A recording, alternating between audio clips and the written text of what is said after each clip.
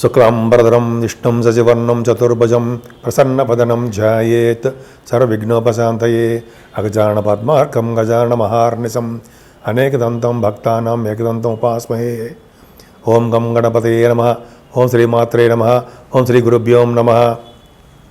మా ఆది ఆశ్రయం చూస్తున్నటువంటి మీ అందరికీ, అలాగే ఫారిన్ కంట్రీస్లో ఉండి నన్ను నా వీడియోలను చూస్తూ ప్రోత్సహిస్తున్నటువంటి మీ అందరికీ కూడా పేరు పేరున నా హృదయపూర్వక నమస్కారాలు. ఇప్పుడు మనం 23వ తారీఖు ఫిబ్రవరి నుంచి 28వ తారీఖు ఫిబ్రవరి వరకు కూడా ఈ వారం రోజులు ఎలా ఉండబోతుంది? అద్భుతంగా ఉండబోతుందండి. మీ శుక్రుడు బ్రహ్మాండంగా ఉన్నాడు కదా. సో చెప్పుకుందాము. ముఖ్యంగా మీ జాతకాలు తెలుసుకోవాలనుకుంటే మీరు మీ date of birth, time of birth, place of birth మీరు నాకు వాట్సాప్ చేయండి. అంతేకాకుండా మనం ఆది ఆస్ట్రాలజీ తరపున మేము ముహూర్తాలు కూడా పెడతా ఉండే, మ్యారేజ్ ముహూర్తాలు, మ్యాచ్ మేకింగ్ అంటాం కదా, వధూవరుల యొక్క జాతకాల పరిశీలన, అంతేకాకుండా మనం ఒడుగు ముహూర్తాలని ఉంటాయి కదా, ఈ సంవత్సరంలో ఉన్నాయి. ఇవన్నీ మన ఆది ఆస్ట్రాలజీ తరఫున చేస్తాము. నేనే చేస్తాను. మీకు కావాలనుకుంటే మా ఆది ఆస్ట్రాలజీని కింద నంబర్ స్క్రోల్ అవుతుంది, వాటి నంబర్ని సందర్శిస్తే తప్పకుండా నేను చెప్తాను. సరేనండి. ముందు ఇప్పుడు మనం వృశ్చిక రాశి వారికి సంపూర్ణమైన గురుదృష్టి ఉందండి. Second house lord, fifth house lord సప్తమ స్థానంలో ఉండి సంపూర్ణంగా మిమ్మల్ని కాపాడుతున్నాడు. అది అదృష్టం అంటే. ఇక్కడే తెలిసిపోతాం కదా ఎంత అదృష్టవంతులు అనేది. బ్రహ్మాండంగా ఉంది. కాకపోతే శని దృష్టి కూడా ఉంది కాబట్టి చిన్న చికాకులు, మనస్పర్ధలు, కోపతాపాలు ఎవరికి ఉండవు చెప్పండి. కానీ మనం తగ్గించుకుందాం. మన మాటని కూడా పౌరుషంగా ఉంటుంది, కొద్దిగా హార్ష్గా ఉంటుంది మాట. కొద్దిగా అదొక్కటి కంట్రోల్ చేసుకుంటే సరిపోతుంది. ఏదేమైనా సెకండ్ భావంలో చంద్రుడు ఉండడము, చంద్రుడికి కుజదృష్టి ఉండడము, చంద్రమంగళ యోగంలో ఉండడం వలన ధనప్రాప్తి, అలాగే మీరు రావాల్సినటువంటి మొండి బాకీలు ఉంటే అవి రావడము, బంగారు ఆభరణాలు, విద్య, సంగీతం, అలాగే మీరు పాటలు పాడడం ఉంటే గాయకులు అంటారు చూరా, గాయకులకి మంచి అవకాశాలు రావడము.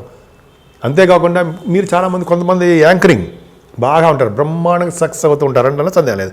ఏదేమైనా వృశ్చిక రాశి వాడికి 4th భావంలో రవి బుధులు కలిసి శని మంచిదా?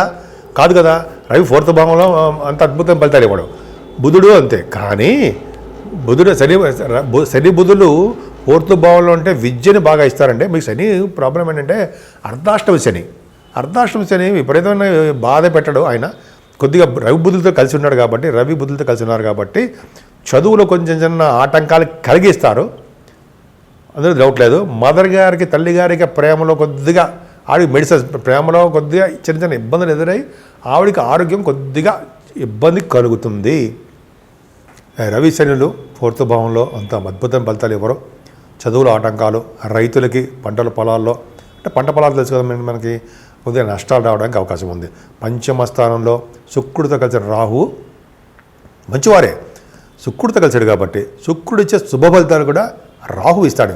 శుక్రుడు, గురుడు పరివర్తనలో ఉన్నారు కాబట్టి మంచి శుభ ఫలితాలే ఇస్తారు. పుత్రికా సంతాన యోగం కలగడము, దూర ప్రాంత ప్రయాణాలు చేయడము, ఎగ్జాల్టేషన్ ఉన్న శుక్రుడు 15 డిగ్రీలో ఉంటాడు.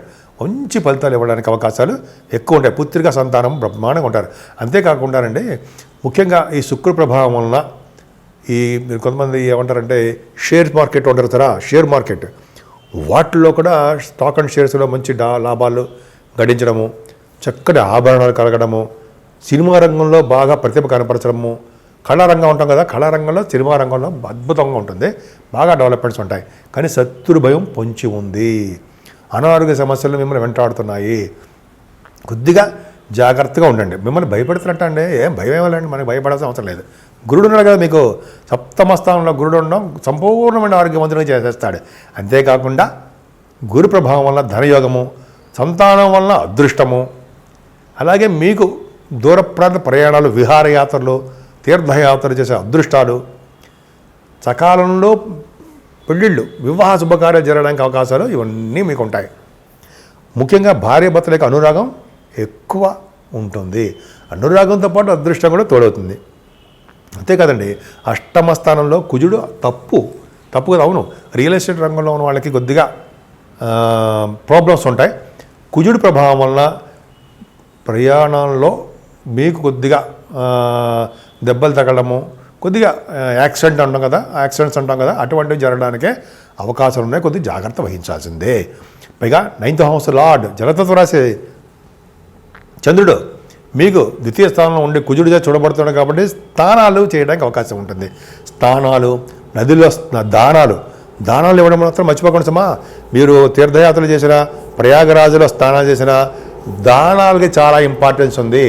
దానం వలన సత్పుత్రులు కలుగుతారు. దానం వలన మనం మంచి లోకాల్లో ఉంటాము, విష్ణు లోకంలో ఉంటాము. పైగా ఇది మాఘమాసంలో ఉన్నది కాబట్టి విష్ణులోక ప్రాప్తి, విష్ణువుకి చాలా ఇష్టమైన మాసం కాబట్టి విష్ణు లోకాలకే ఉంటారు దానం చేయడం వల్ల అని శాస్త్రం చెప్తోంది, నేను చెప్పట్లా. సరే, అది పక్క పెడితే మీరు చేస్తున్న ఉద్యోగాల్లో కొద్దిగా ఇబ్బందికరంగా ఉంటుందండి. ముఖ్యంగా సాఫ్ట్వేర్ రంగ ఉద్యోగస్తులకి, గవర్నమెంట్ ఆర్గనైజేషన్లో పనిచేస్తున్న వాళ్ళకి, అలాగే ప్రైవేట్ రంగ సంస్థల్లో ఉన్న వాళ్ళకి వాళ్ళ జాబుల్లో, ఉద్యోగాల్లో చిన్న ప్రాబ్లమ్స్ వస్తాయి. కొద్దిగా జాగ్రత్తగా ఉండండి. ఏదేమైనా లాభస్థానంలో కేతువు మీకు అండగా, రక్షగా, ధైర్యంగా ఉండేవాడు కేతువే. కేతువు కుజు సమానుడు. మీ కుజుడు అష్టమంలో ఉన్నప్పటికీ కేతువుని కుజుడు చూస్తున్నాడు, అలాగే గురుడు చూస్తున్నాడు. అంటే కేతువు ఇచ్చే శుభ ఫలితాలన్నీ కుజుడే ఇస్తాడు, కుజుడు ఇచ్చే శుభ ఫలితాలన్నీ కేతువే ఇస్తాడు. అంటే లాభాలు అధికంగా ఉంటాయి. రియల్ ఎస్టేట్ రంగంలో ఉన్న వాళ్ళకి నేను ఇందాక చెప్పాను, బాబోయ్ చాలా కష్టమని. కానీ ఆ రియల్ ఎస్టేట్ రంగంలో ఉన్న వాళ్ళకే బాగా అభివృద్ధికరంగా ఉంటుంది. ఎలక్ట్రిసిటీ, ఎలక్ట్రానిక్స్, సాఫ్ట్వేరు ఇవి అంటాం కదా, వాళ్ళందరికీ కూడా మంచి అభివృద్ధికరంగా ఉంటుందండి. లాభస్థానాలు చాలా అద్భుతంగా ఉన్నాయి. సరే, ముఖ్యంగా మీరు పూజించవలసిన దేవుడు ఎవరైనా ఉన్నారంటే ఈ మాఘమాసంలో మహాశివరాత్రి శివుడికి అభిషేకాలు చేసుకోవడము, శివుడికి సంబంధించినటువంటి పూజలు చేసుకోవడము వలన శివలోక ప్రాప్తని, విష్ణులోక ప్రాప్తని చెప్తూ ఉంటాం కదండి. నేను చెప్పేది ఏమండి, మీకు ఆల్రెడీ తెలుసు. అందుకనే మనం ప్రయాగరాజు వెళ్ళి గంగా స్నానాలు చేయలేకపోయినా మనం ఇంట్లోనే ఉండి శివుడి అభిషేకాలు చేసుకుంటూ ఉంటే చక్కటి ఫలితాలు పొందడానికి అవకాశాలు ఎక్కువగా మీ రాశి వారికి ఉన్నాయి.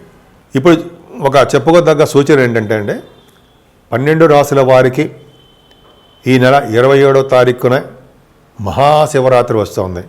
మహాశివరాత్రి పూట శివుడికి అభిషేకాలు చేసుకున్న, శివుడికి పూజలు చేసుకున్న, శివుడికి మారేడు దళం సమర్పించిన, 1,00,000 మారేడు దళాలతో పూజ చేస్తారు చాలామంది.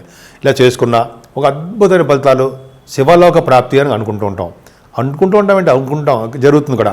అంతేకాకుండా ఈరోజు చాలామంది కాశీ క్షేత్ర దర్శనంలో చేసుకున్న, గంగా స్నానాలు చేసిన, పైగా ప్రయాగరాజులో మహాకుంభమేళలో మాఘమాసంలో వచ్చేటువంటి మహాశివరాత్రి పూట మనం స్నానాలు చేసుకున్న శివలోక ప్రాప్తి అని అంటాం కదా, శివలోకంలో ఉంటాం, శివలోక గచ్చతి అంటాం. అలాగే మనం అంత దూరం వెళ్ళలేకపోయినా మన ఇంట్లోనే శివరాత్రి శివుడి యొక్క పూజలు చేసుకుంటూ, శివుడికి సంబంధించిన అభిషేకాలు చేసుకుంటూ, శివుడికి మారేళ్ల దళాలు సమర్పించుకుంటూ ఉన్నా కూడా అంతే పుణ్యం వస్తుంది.